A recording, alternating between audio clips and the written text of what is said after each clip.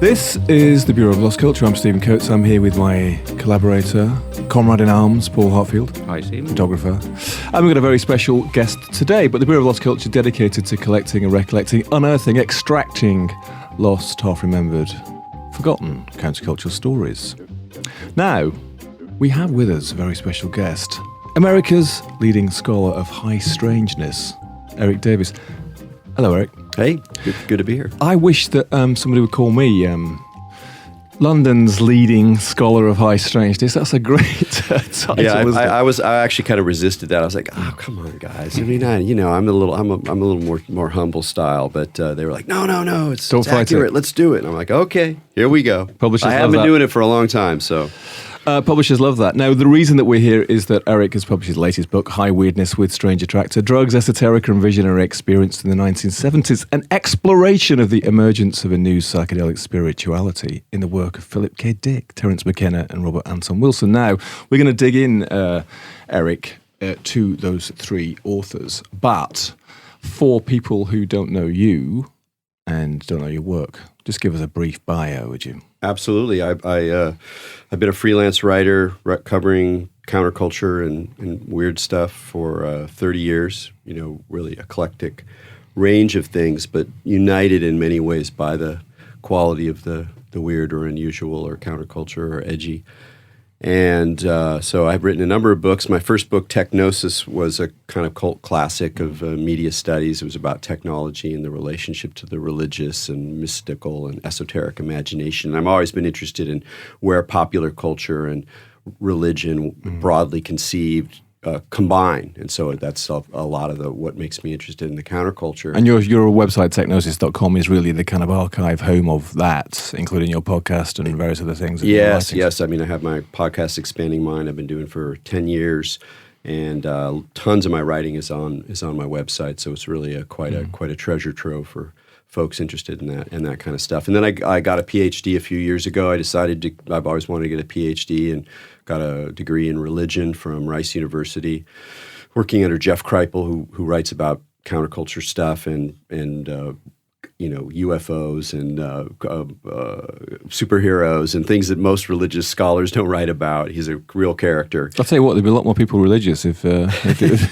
talking about UFOs and all that stuff. Yeah, well, again, it's about religion broadly conceived, including spirituality and New Age and all that kind of stuff, magic, things like that. Anyway, and so then I wrote this dissertation and then transformed it into the book we're talking about. I mean, it's an epic work, and it's sort of epic ambition in a way to sort of bring all that stuff together, these extraordinary writers, but also that extraordinary times. But I mean, so give us a little précis of High Weirdness, not the publishers. No. Well, it's probably the easiest to understand. Talk about how it started. So I've been interested in Philip K. Dick since the 1980s, when I was handed a copy in a very derelict, deranged, drugged out student co-op in Berkeley, which is a very appropriate place to be living and to be getting those kind of messages. So some guy, hey, you like Philip K. Dick, and I fell in love with Philip K. Dick, and I've been interested in him for a long time.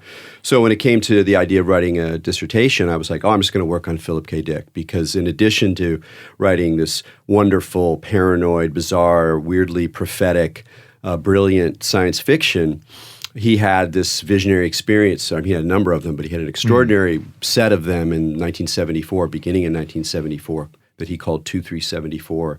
But it went on for many years, and it kind of obsessed him for the rest of his life. So all of his fiction, including his classic novel, Valis, were really reflections and refractions of this experience that he had in his attempt to come to terms with it, because while on the one hand it kind of resembled a classic mystical experience, in other ways it was totally psychotic, and in other ways it resembled his own fiction that he'd already been writing about reality breakdowns and paranoid possibilities. Identity. I mean, obviously the people here are probably most familiar with Blade Runner, based on Android's Dream of Electric Sheep, which is a short story in that collection, isn't it? I love Blade Runner, but of course the short story itself is fascinating, because it's more about identity than anything else, isn't it? Yeah, I mean, it's a novel, but it's a novella. It gives it definitely has a different framework than Blade Runner.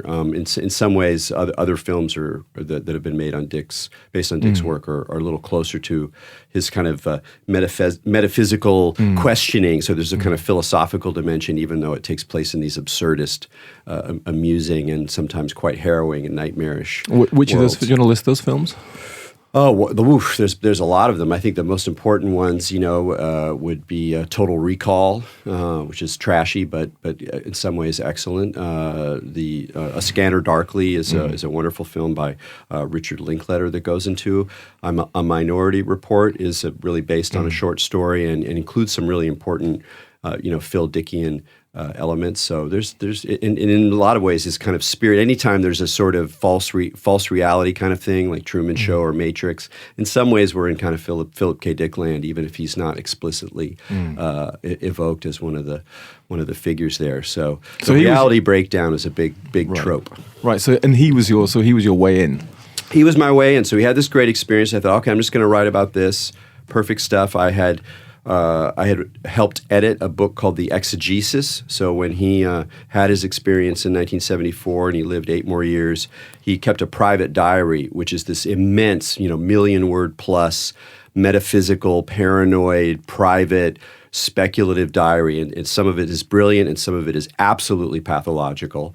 And I was part of the team that brought out a published edition of it, which was about 1/10 of the overall work, and it's still this enormous book. Is it readable? Parts of it are. I mean, it's not readable front to end, although that's how I had to read it. But as a kind of book of possibilities, as a book to open to any page, it's a marvel, and much of it is really quite brilliant. And if you're into him, then it's worth the chore. So anyway, I had all this material and experience, but just when I was about to write my PhD, I said, you know what? I don't want to do this. I don't want to spend 3 years inside this guy's brain. Like I'm going to get lost in this matrix of rabbit holes and paranoid possibilities. So I pulled back, and I still wanted to write about it, but I realized that there were a lot of features of his experience in 1974 that resembled other crazy, over-the-top psychedelic or non-psychedelic experiences in that era. Dick himself wasn't using psychedelics at this time, and he actually had done them not very much in his life. He was more into speed, and at this point he was really largely not doing drugs. So his experience was kind of visionary on the natch, but it resembled a lot of more psychedelic experiences that people were having, quite a number of them. So I started to compare, well, who else is kind of having these kind of weird breakthroughs that combine psychosis, mysticism, science fiction, technology, the occult. All of these different elements are kind of brought together in these very strange experiences, the paranormal. And I decided to compare that his experience with 2 other crazy experiences from the early 70s. So one is Terence McKenna, who became famous much later in the 1990s as kind of the bard of the psychedelic revival of mushrooms and DMT in particular. And for people who don't know McKenna, he Irish origin, and so bard actually is the word, isn't it? Incredible storyteller. Mostly, I think, best experienced by listening. Yes, to him. He'd just sort of sit down, wouldn't he, and just start talking. Occasionally take questions, but he would just start. He had an extraordinary gift of gab. Yeah, and he was fascinating to listen to, and very convincing. Well, maybe we'll come back to him. So a psychedelic bard, really, and became a kind of teacher, but resisted being a guru, but has become, in recent years, I think, kind of quite influential. Oh, absolutely. He helped. For better and for worse, he helped spawn the idea of that something significant was going to happen in 2012. And he also really popularized, I think, more than anyone else, DMT as some kind of important molecule. And mushrooms. And mushrooms as well, which he helped propagate in the 1970s by publishing a guidebook to how to grow them. So he was really part of the whole spread of the mushroom into the counterculture. The psychedelic mushroom, the psychedelic mushroom, the magic mushroom, the psilocybin cubensis. But in 1971, he went down to the Colombian jungle with his brother, and they went down there looking for a particular kind of DMT concoction.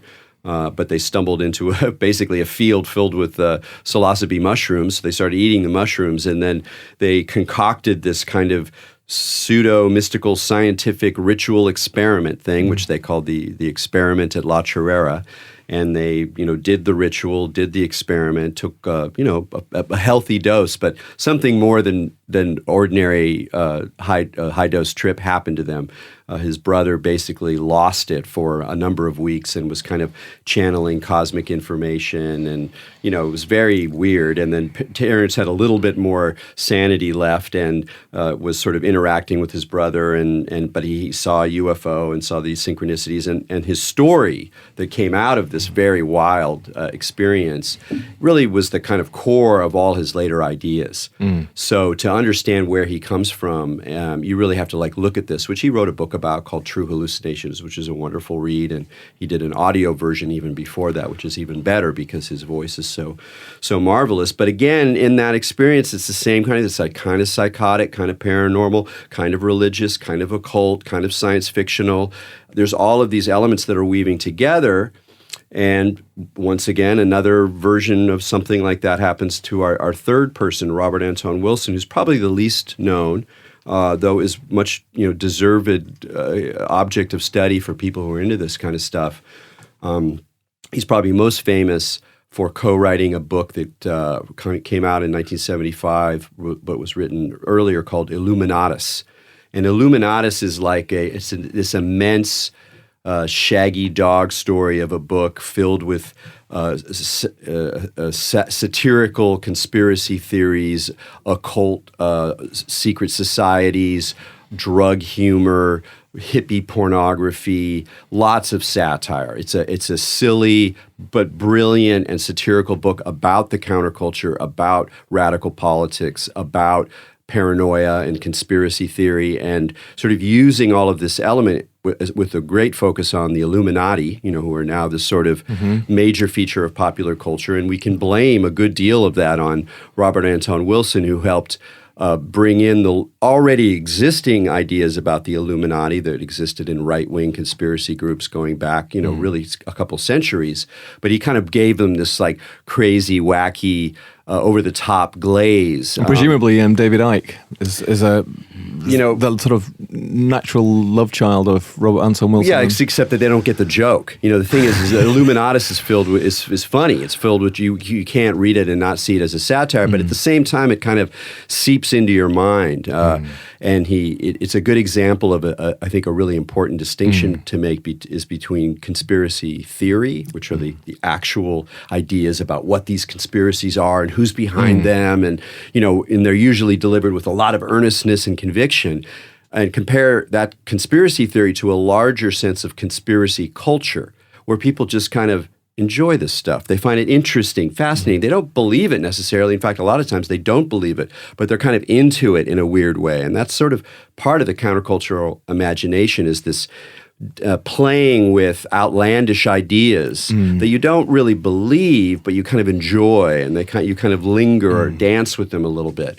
And so Illuminatus really captures and communicates that sensibility. But then also in 1973, 1974, Wilson is living in Berkeley, and all these guys sort of spent time in Northern California.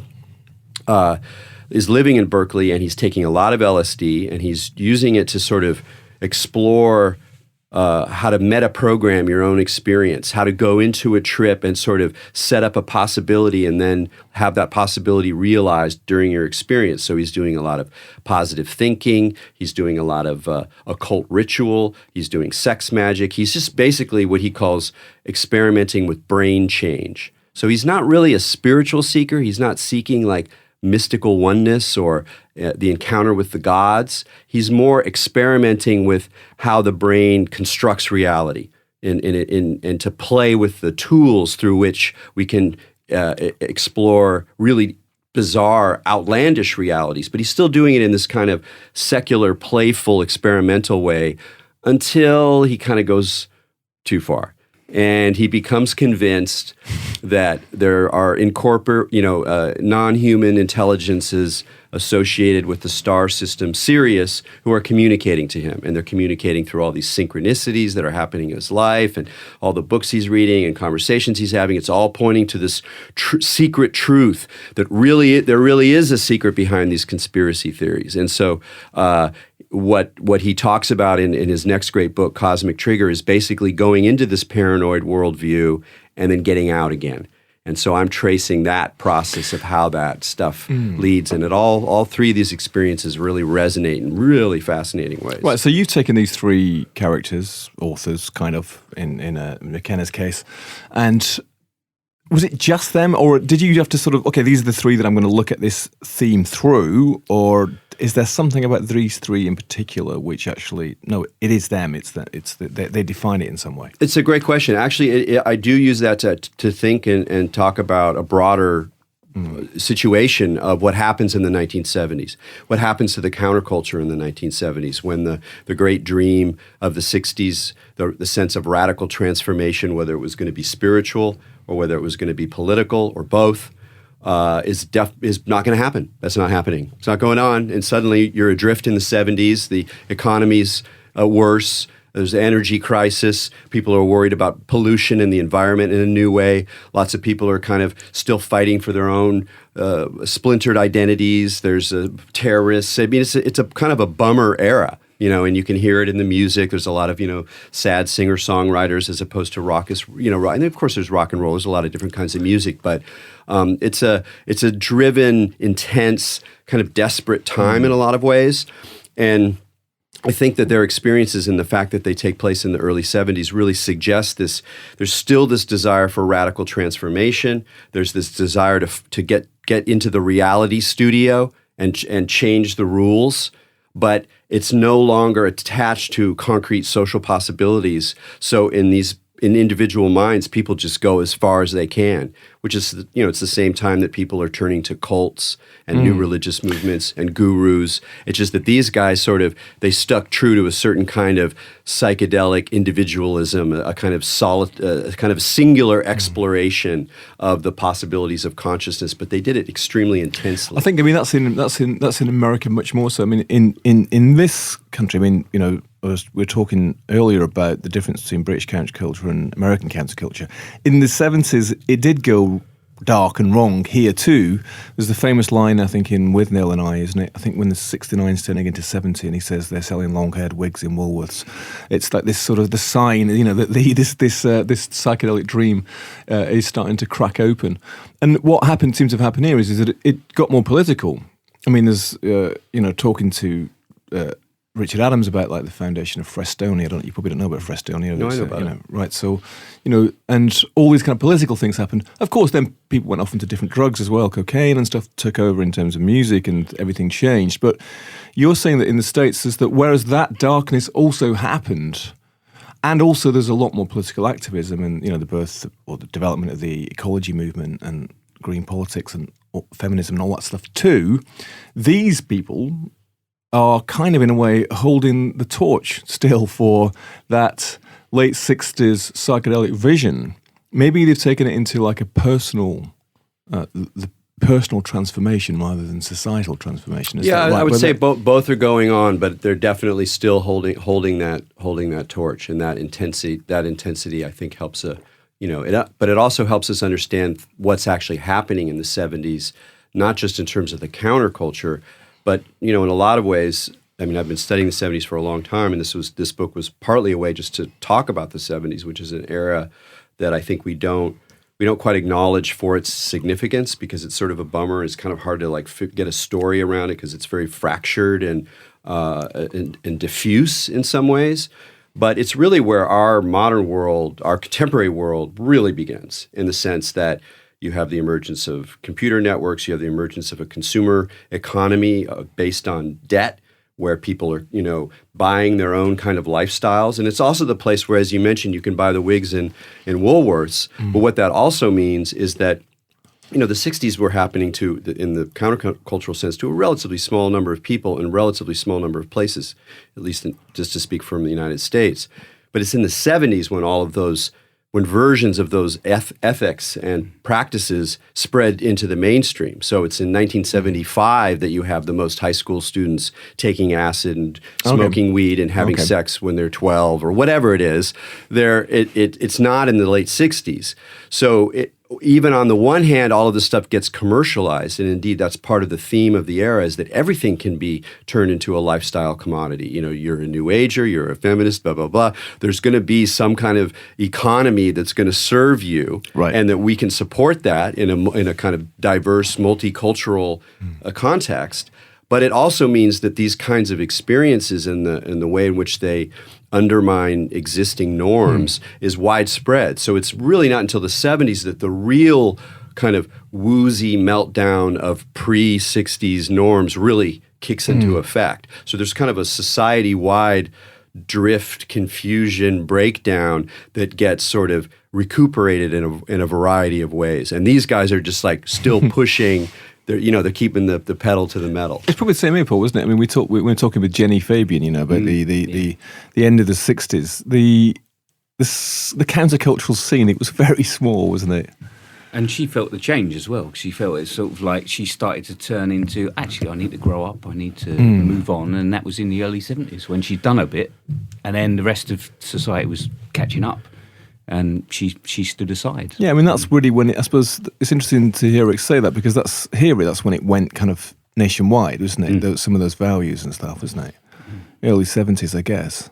You know, and for me, that's also when I grew up. I mean, I was born during the Summer of Love in the Bay Area. I read that in your bio, you see, and I thought, well, that's pretty cool. But I thought much more cool to be conceived in the Summer of Love. Well, we do our best. We do our best. Under a sequoia tree in Golden Gate Park. That's possible, although I like the sense that, like, my first breath, you know, had within it patchouli oil, you know, Mexican. Please tell me that your Columbus. parents were hippies. They were not hippies. Dang! They were not hippies. Okay, I'm afraid not. Dang. Not that interesting. But I mean, it's yeah.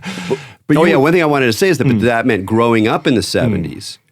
That the culture that I was consuming, you know, of course, TV and, you know, some dumb mainstream culture, but when I got my hands on like horror comics or watched, you know, some cheesy TV shows about witches or whatever, or movies that were on the TV, you know, you're kind of absorbing the cultural matrix of the 1970s when all this stuff was kind of spreading and becoming commodity. So there's like, for me, that my interest in the 70s is partly excavating my own first sense of the world.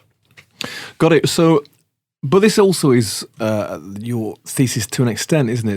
That these three writers, thinkers, experimenters, provocateurs, etc., psychedelic provocateurs, they're sort of at the center of this development of this kind of new, I think you call it psychedelic spirituality, which I don't think we had here. I mean, or secondhand, of course, New Age stuff happened here and it's still happening, but it was really starting there, wasn't it? Yeah, I mean, I would say that what they're doing this at a certain point when it's not really clear what spirituality is, and it's still not really clear. And so, as I said, some people at this time are turning away from drugs and embracing, you know, freak cheeses, or they're embracing cults or gurus. And some people are saying, no, we found something about consciousness, about psychedelics, about how the mind creates the world around paranormal possibilities, and we're not going to go down the religious path. We're going to stay kind of secular, but a kind of secular that is interested in all these things that challenge mainstream rationality, science as it's normally thought about. So they're edge walkers in that way, where it's a lot of the phenomena they're interested in are the kinds of things that religious or spiritual or New Age people are into. But they're not New Agers. Their attitude is much more skeptical, kind of sarcastic even, and more searching and more intellectual in some ways. I mean, all three of them, in addition to being provocateurs and writers and experimenters, they're all intellectuals. I like to think of them as kind of garage philosophers. And as you said, funny. Yeah. I mean, that's part of it as well. There's that they haven't got that po-faced New Age thing going on. It's all of it. No, it's key. That's come up a lot, actually, in talking about this book and talking about these characters, is that there's something really special about humor in this kind of realm in particular, because it's so easy for people. You can see it left and right. People get serious. They start to believe too much. They fall into what Robert Anton Wilson called a reality tunnel, you know, where they're stuck in their thing, and they just sort of lose the plot by virtue of their seriousness or their belief that how they're thinking about things is the truth. Whereas these guys are all, even though they sometimes fell into beliefs, and that's part of what I talk about is when they get kind of too caught up. For the most part, they kept this line that is much more like a free thinking approach. So it's sort of like, if it's psychedelic spirituality, it's a kind of free thinking psychedelic spirituality, which I think is a very key element of the counterculture in distinction to New Age beliefs or new religious movements or guru scenes, is a certain way of being in the greater mystery of consciousness, of reality, of the cosmos, of gods and magic and all that stuff, and at the same time keeping a kind of humorous, open-ended, critical sensibility going on. How would they put themselves back? How would they realize they've gone too far? Yeah, that's a great question. The probably the best. I mean, in a way, they're all a little bit different here. And the one who I think is the most instructive for that question is Robert Anton Wilson. He has this wonderful phrase, the chapel perilous. And what he means is that if you go down this kind of road, eventually you're going to wind up in chapel perilous. And chapel perilous is the place where you can't go back through the door you walked in through. You're now aware of or you seem to be aware of aspects of reality that are so outlandish and outside the norm that it creates a real crisis in a way, an existential crisis. And he says there's only two ways out of chapel perilous. You either come out an agnostic, someone who, once again, holds beliefs lightly, accepts that the world is weird and that different things happen and things do not necessarily mean what they say, or you come out a stone-cold paranoid. So this is the place where he got to in his own personal experience, and that's narrated in this book, Cosmic Trigger. And he's very clear about how he kind of gets out of this in terms of certain conversations, certain ideas, and in his case, the way he narrates it anyway, a certain kind of choice, a decision not to be overwhelmingly mastered by your weirder beliefs and to hold them lightly and return to a kind of open-endedness that acknowledges that things can get very, very weird, but you don't let it sort of take over the way that you organize reality. I mean, how much you can choose that kind of thing. You know, we probably have all known people, if we're in the counterculture, we all know people who go too far, who don't come back. Some people actually have psychotic breaks. Some people just get lost in deluded ideas. It's a constant danger of this edge that I'm articulating, what I call in the book a kind of tightrope walk, where you're maintaining a certain balance as you go into these weird realms, but you're refusing to just give into these sort of overwhelming belief systems. A personal awareness. It's not people around him saying, "Hold on a minute, come back." There's that too, actually. One of the main triggers for Wilson, it's partly a personal awareness, it's partly a commitment to inquiry and a certain kind of skepticism, but it also was very much about the conversations with other people around him. In fact, I think conversations with people who are sharing this kind of path are really key to maintaining it.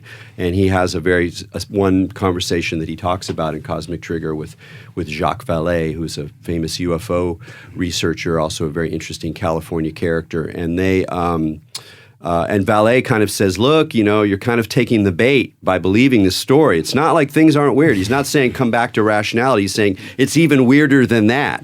So it's more about an embrace of the open-endedness of reality rather than just going, oh, that was a bit mad, or that was a delusion. It's a more an embrace of the multiple faces of reality. One of the figures that sort of loomed large over these several of these programs, of course, is Syd Barrett. And Barrett's an example of what you were talking about a little bit earlier, somebody who did go over the edge and didn't come back. I mean, Syd Barrett, the original singer of Pink Floyd and stuff, and generally regarded as being somebody who a combination of drugs and maybe pre-existing mental conditions sent him over the edge, and the people around him weren't able to bring him back, right? But interesting, of course, Barrett has become a kind of myth, hasn't he? I mean, the myth of Syd Barrett sort of stalks a lot of these counterculture stories, because he does seem to sort of sum up that thing about going too far, as Paul suggested, and actually not being able to bring yourself back. I was wondering what distinguishes these three.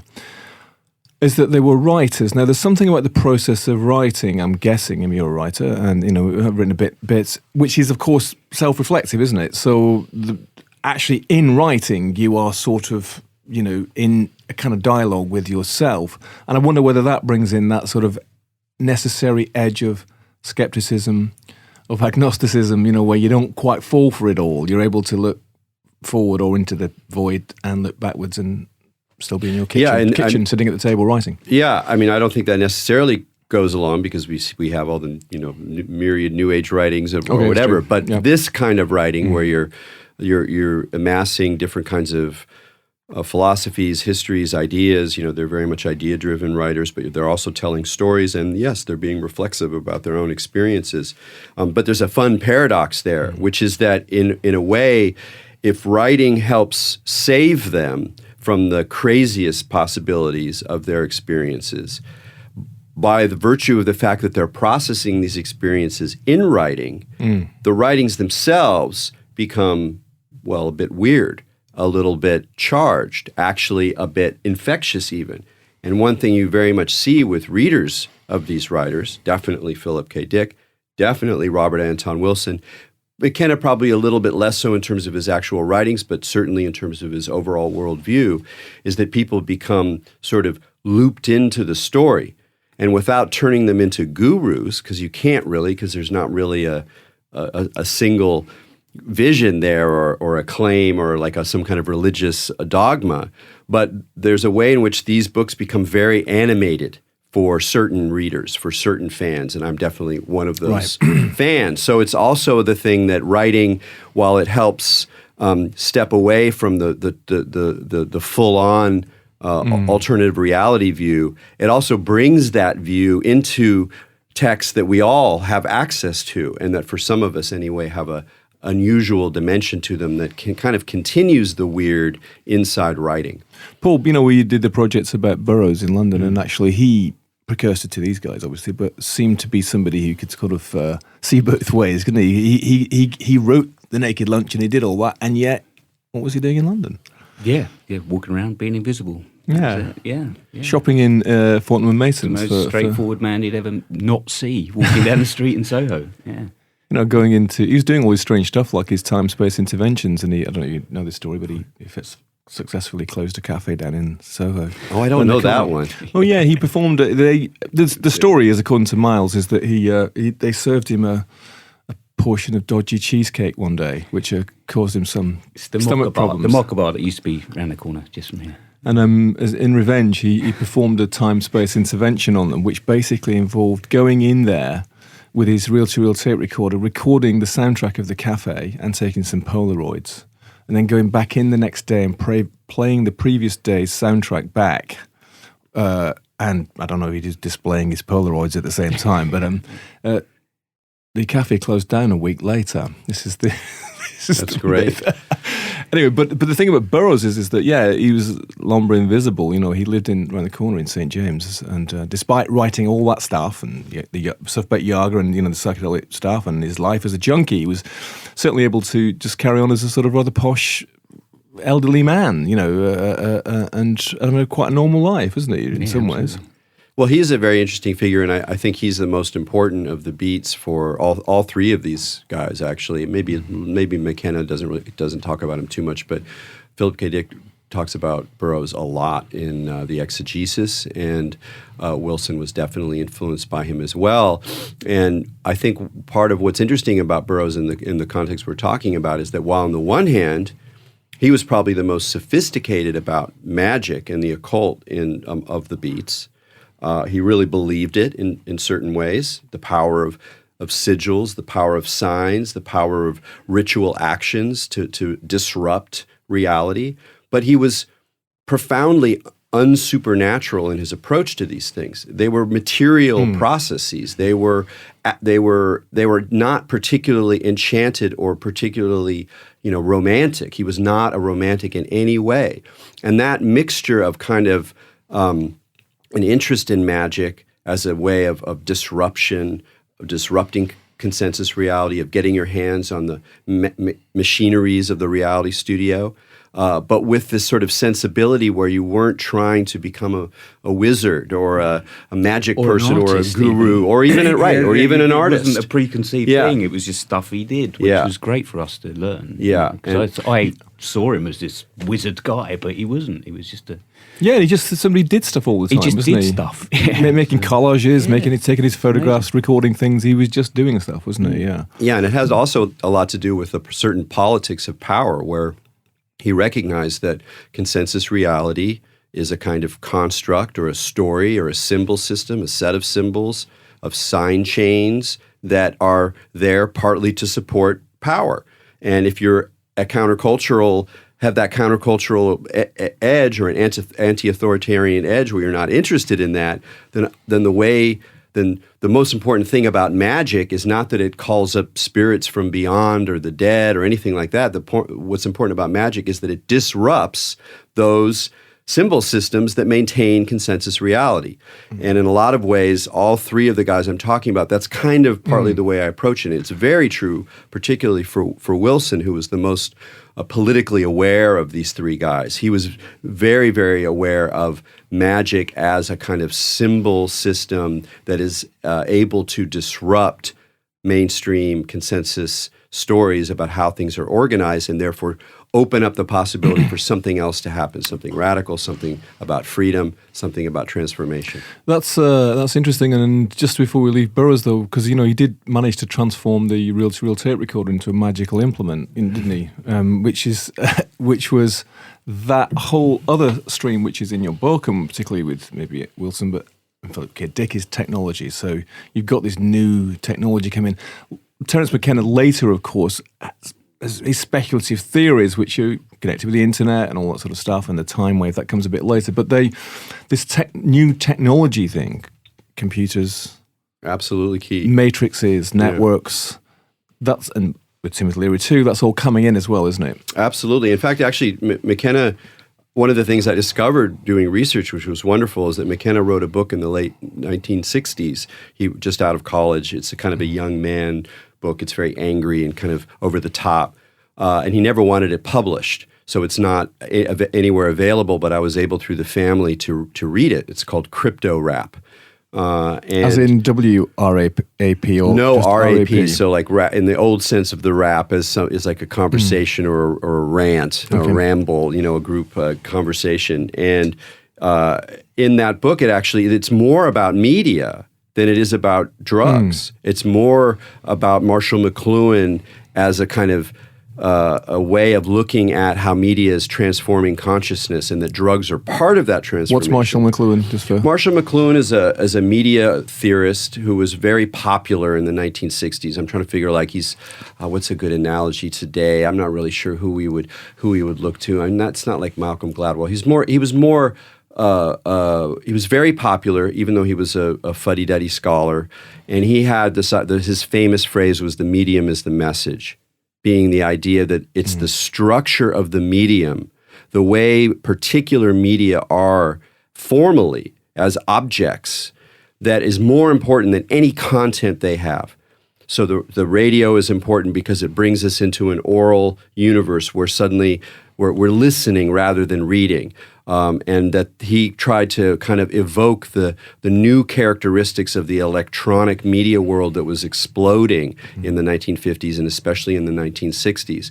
And so a lot of heads saw, more intellectual heads saw McLuhan as someone who was kind of describing the psychedelic aspect of media itself. And indeed, sometimes McLuhan talked specifically about acid as a kind of way of tuning into the new electromagnetic media environment, which then shortly thereafter starts to become digital. And all three of these guys are super tapped into that framework. So they're not back to the landers. They're not resisting new technology. They're all interested in seeing how technology reshapes consciousness, the possibilities of consciousness, the possibilities of culture.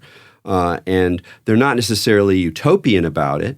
But they definitely see these transformations. Well, in fact, they're quite dystopian. I mean, in Philip K. Dick, in Android's Dream of Electric Sheep, it's a dystopian vision of the future, isn't it? Where the androids, the robots, the replicants are developing their own consciousness and stuff, but it's definitely not a utopian vision at all. So, I mean, Terence McKenna was a bit more utopian about it in some ways, wasn't he?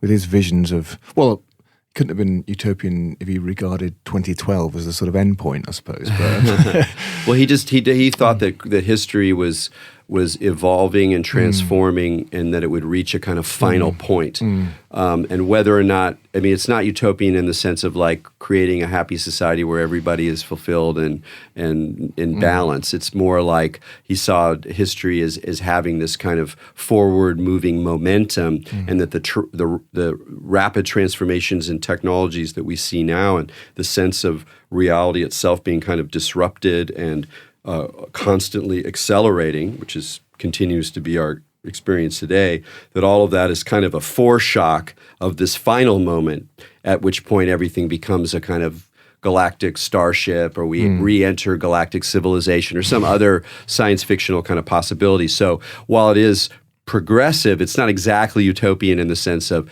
building a human society that's going to work for everyone. I mean, if you don't know Paul McKenna, I think the big thing that let him down in a way was he had this theory that the time wave, that the singularity, that events were going to conspire in some way, and that 2012 was going to be, if not the end time, so he had this transformation point. And like many sort of prophecies, I mean, it's always dangerous, isn't it, prophesying some event like that, because when it comes and goes and nothing's happened, then suddenly you're sort of flung into this kind of world of being another Nostradamus or whatever, or anybody else who's got some speculative theories. So, but it was based on sort of pseudo maths as well, isn't it? I suppose. And yeah, it was a kooky idea. I mean, that's an example in the book of when people sort of fall off this tightrope and they get a crazy idea, and then they hold on to it, and they defend it against legitimate criticisms.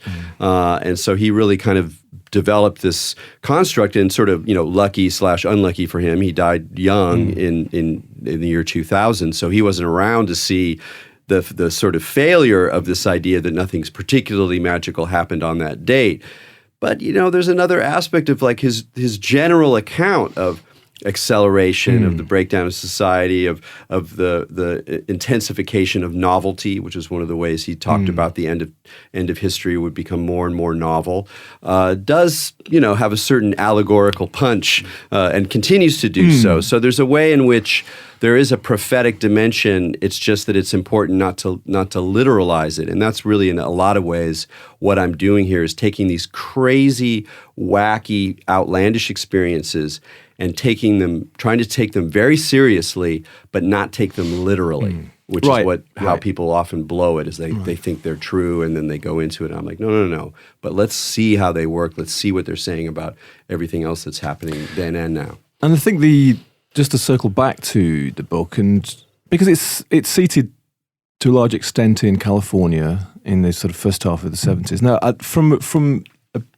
British point of view, I don't know about you, Paul, but I've got a very sort of romantic view of, I wasn't there, obviously, it was way before the time, but it was like California in the early 70s. It just, in my imagination, it seems like this kind of, in a way, like a sort of fairyland, and up Topanga Canyon, and and all this stuff happening. Was it really like that, or was it just a? Well, I think actually, why was it there? If there was a fairyland era in California, it was more the 1950s and especially the early 1960s, before it became popularized, before the Summer of Love was mediated through corporate media and consumer culture and all of that. So the California of Kerouac's Desolation Angels and all that stuff. Yeah, I mean, it was the 1950s, so it was still kind of a bummer. But the thing about California is that it was very inexpensive and an extremely pleasant place to live.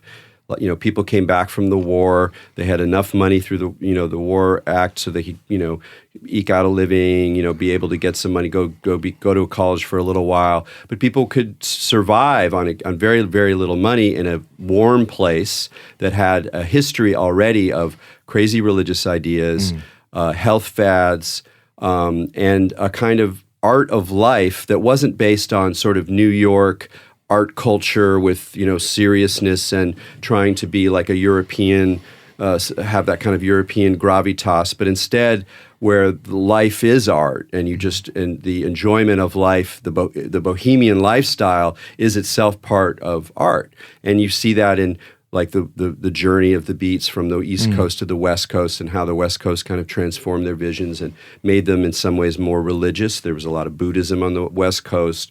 So it was a really wonderful, pretty open-ended place in which one could live a pretty free life for not a lot of cash.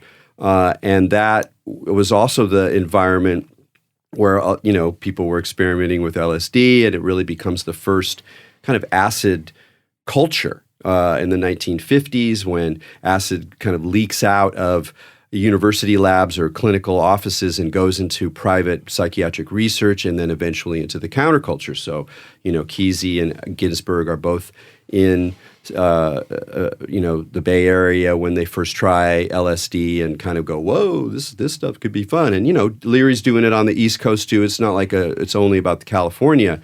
But in California, instead of having the kind of Harvard stamp of, kind of serious authority, whatever, in the West Coast, we have the merry pranksters who are just like, hey, let's just make a party that doesn't have any meaning because it's absolutely meaningful. And despite people with orange juice, and they're taking beatnik stuff, but it's not popularized yet. It's just starting to. And so it's a combination of many features that make California what it is. And I think by the early 70s, the same kind of heaviness that's about the decade is also happening in California.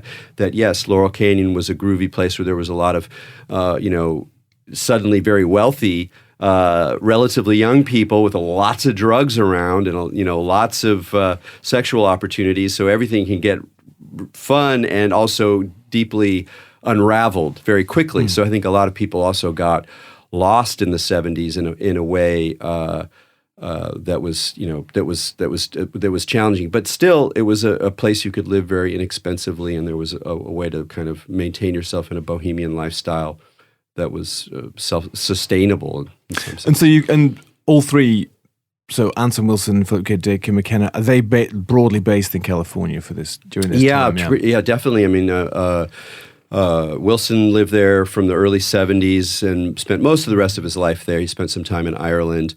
Dick lived his whole life in California, first in Northern California, and then he moved to Southern California, to Orange County, by the time he had this experience in 1974. And McKenna went to school at UC Berkeley. He came from Colorado, but he and his brother lived in the Bay Area and lived off and on there for the rest of his life. He also spent a lot of time in Hawaii as well. So they're all very much supping that kind of particular California mix of technology and futurism and hedonism and back to the land. And I mean, it's a very contradictory place, but a lot of those contradictions are not only what goes into these stories, but they're part of what makes our current, reality, because they went into Silicon Valley and they would go into Hollywood, and and for better and very much for worse, some of that California ideology is now kind of the global environment we live in. The yoga studio on every corner has more to do with California than it does probably with any other place, even though now these things are globalized. Coffee culture, as we were discussing earlier. Yeah, definitely a drug culture West as well. Coast. Skunk bud. It's interesting because I was thinking, there's that wonderful scene at the end of The Graduate with when they're taking off on the bus to who knows where, and of course in Simon Garfunkel's song America, it's slightly haunted in that song, isn't it? But it is this kind of vision of young America heading west, and that wonderful, I guess, kind of Shangri-La. Whether it was really like that or not, in a way, was irrelevant. It was propelling people to go west, wasn't it, into this kind of new world of all those things that you mentioned: drugs, sex, technology, art, literature, coffee, all mixed up together. It was a pretty potent brew, wasn't it? It was a very imaginative place, but it's got both, like anything that's more imagination than or more utopia than reality. The flip side comes up.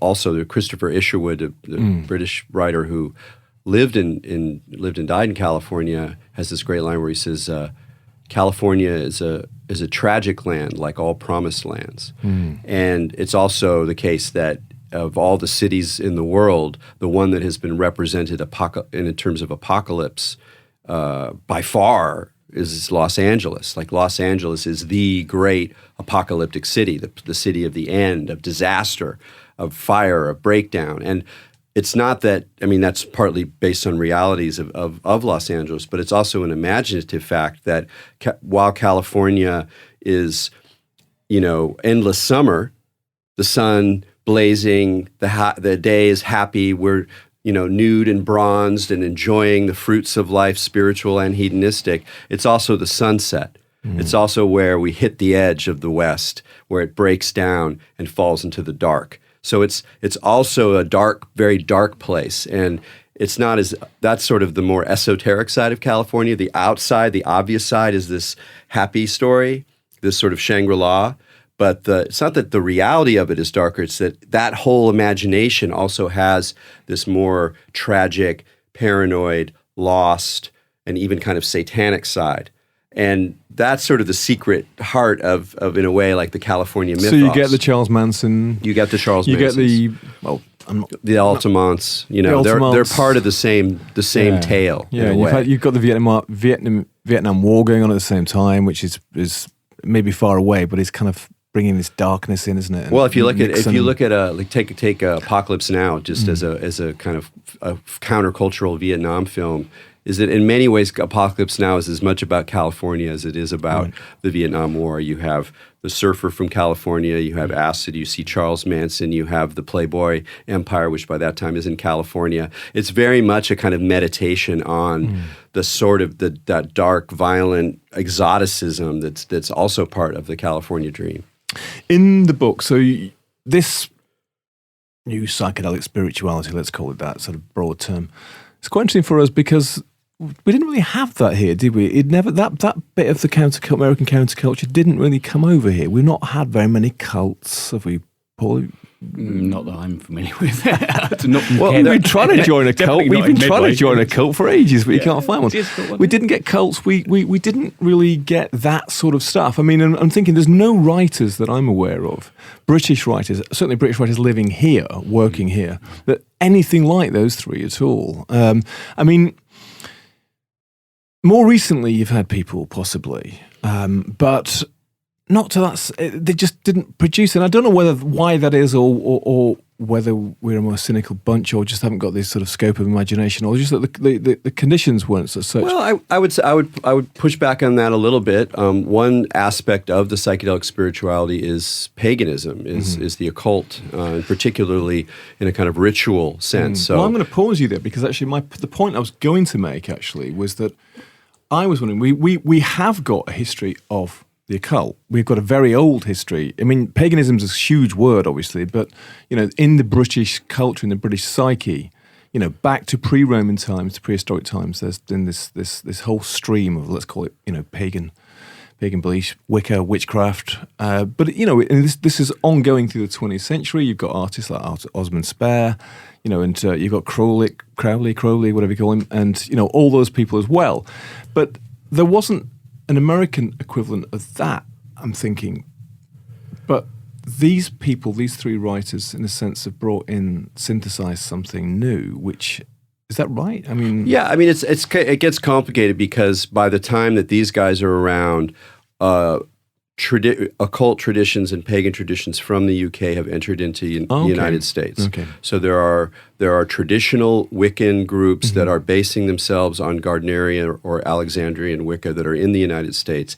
At the same time, there's a native emergence of a kind of different tone, which we could call maybe neo-paganism, a new kind of paganism where people were no longer basing it on some idea of a tradition that comes from Europe. Instead, they're kind of making it up as they go along.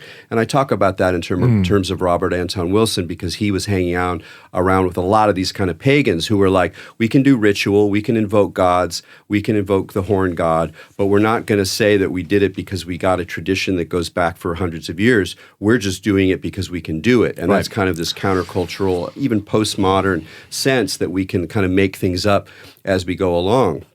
But Wilson was very important in the spread of Crowley in a lot of ways. He was fascinated by Crowley. A lot of the magic that he did was Crowley-based, but he did it in a very kind of skeptical way for the most part. But he was definitely part of a certain kind of transformation of occultism that emphasized this kind of postmodern sense that we're sort of doing it on as we do it, using our own energies, making things up as we go, but they have real effects. It's not just BS. It's like these things have effects. And then that, Robert Anton Wilson's approach to the occult, in terms comes back to the UK and is a very important influence, certainly one of the most important influences on the emergence of chaos magic. Because chaos magic in many ways is defined by an embrace of the contingency of the symbols. It's like it's not about some tradition. It's not even about, Uncle Al and Thelema and the OTO. We can use those tools, but we can make them up.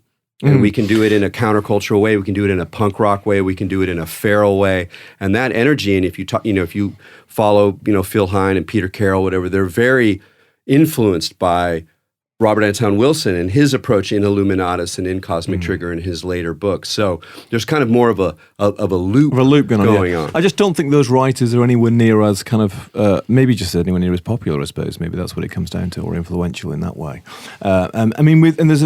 Because the occult thing here and the pagan thing, which is still going on, of course it is, and in recent years it's been growing, but it didn't have that kind of cultural transformation. Or translate into other works of culture the way that Philip K. Dick did, for instance. Of course, Terence McKenna, you can tell his Irish antecedents, can't you? I mean, he's like you can imagine him in the Middle Ages sort of doing his thing, can't you? Yeah, and he was definitely friends with Fraser Clark and the whole Megatripolis scene. My impression of the British counterculture is that in general, British modern culture is more trend-based in the sense that it comes and goes more quickly. So you have so at the time of Megatripolis in the early 1990s, there's a huge amount of psychedelia in popular or edge popular culture, popular counterculture. But then by the end of the 90s, it sort of disappeared. And it doesn't, or whatever, or some other point, and then it comes back a little bit, and then it goes down and comes back. In the States, it's more like you get a sort of cultural current going, and it just doesn't really stop. You have the Grateful Dead. The Grateful Dead never stops. It still isn't stopped. It's still, there's those deadhead kinds of people, and surfers, and punk rockers, or whatever. It doesn't vary as much. It more just kind of multiplies into these multiple streams. But I think that the media culture and the centrality of London and the quickness and wit of culture in the UK makes for more quick transformation. So acid becomes popular, then it's not popular anymore. You can't get it anywhere. Then it comes back again, and then it's it becomes there's another peak. So there's more of a sense of volatility around. But also, I think the countercultural stuff has been stronger here quite often in terms of music. So, for instance, you talk about the 90s. I mean, that whole rave thing which developed here. And it's still playing out, isn't it? But we were talking earlier about, the people gathering in large numbers out of sight of the authorities. That began when did rave culture begin? I'm not sure. The late 80s or something. Yeah, late 1980s. Yeah. You get the orbital parties. And of course, punk. Punk itself was this kind of countercultural eruption. Talking to Barry Kane about 1977. It was a very short time and a very small number of people, and maybe this is what you're saying. Bang, it's gone. But the ramifications of it we're sort of still living out. But different kind of a different kind of bunch of people than Philip K. Dick and Terence McKenna and Robert Anton Wilson. I think the Brits take on aspects as well. They don't keep it as a solid unit. They take on a bit of that, a bit of this, and it sort of gets watered down really quick. Maybe that's the difference. It gets chewed up, doesn't it? Yeah. I suppose, and spat out. I mean, and we never had a. Have we ever had a Charles Manson? Have we ever had the Moonies? I mean, we've never done that stuff so much, have we? Really? No. I mean, there were definitely British cults or people who were into some of these global cult movements. The Hare Krishnas or whatever. There were equivalents here, but I think you're right that there weren't the kind of intense guru-like figures, or if they were on a much smaller basis. Put it this way, if on Tottenham Court Road for many years, maybe they're still there, I don't know. The Scientologists, they've got a little shot from... But I mean, it's not Tom Cruise. It's sort of rather tragic. It's a shot from it's rather tragic. Now, I must mention, actually, is because I spend quite a bit of time there these days. I don't know whether... Eric's come across this as we're coming to the end, is Findhorn. Now, I spent quite a bit of my time in Findhorn in Scotland. Now, for people who don't know about Findhorn, Paul does because I'm always talking about it, but it's northern Scotland, and it's like a bit of California from the early 1970s, transplanted to the barren shores of northern Scotland, a bit of a fairyland actually itself. Now, this is a bit for me of the culture that you're talking about, which did come here and has lasted through all that time. It's quite different now than it was set up. Now, I came across the Findhorn Foundation when I was very young, when my older sister, who was a hippie, she had a book in the house, and when I'd read absolutely everything else, I picked up this book, and on the front of the book, it had a picture of a giant cabbage. And when I delved in, it talked about this place on the northern coast of Scotland where they were growing giant vegetables by means of communicating with the local nature spirits. Now, I remember when I was a kid, I was absolutely fascinated by this.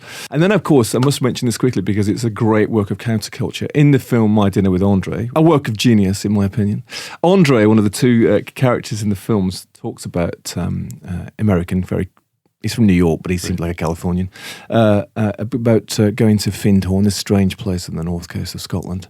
That's right. And it's still there. It's the University of Light is there. There's a wonderful eco-village there. You can commune with your angels and do all that sort of stuff. And have you been there, Eric? No, I've always wanted to go. Right. Well, if you come up, you can come and. We don't actually live in the foundation, but you can come and stay with us down in Old Findhorn. There's 3 Findhorns, you see. I didn't know that. Oh, yeah, there's Old Findhorn, which is the fishing village. Okay. There's the Findhorn Foundation, which is the bit of California stuck on the north coast of Scotland, with an excellent delicatessen.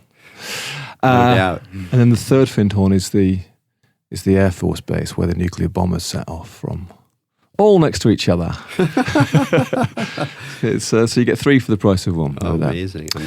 But we have come to the end of High Weirdness with Erik Davis. Eric, thank you. That's absolutely fascinating stuff. And gigantic subjects. I don't know how you managed to squeeze it between the pages of a Strange Attractor book, but you sort of did. Yes, it's obsession and lots of caffeine.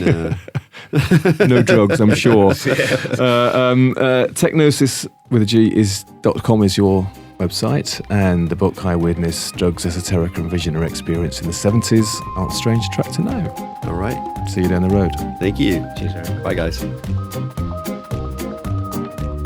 You've been listening to The Bureau of Lost Culture. You can check us out, bureauoflostculture.com. We'll be back next time with more lost, half forgotten, or barely remembered countercultural stories.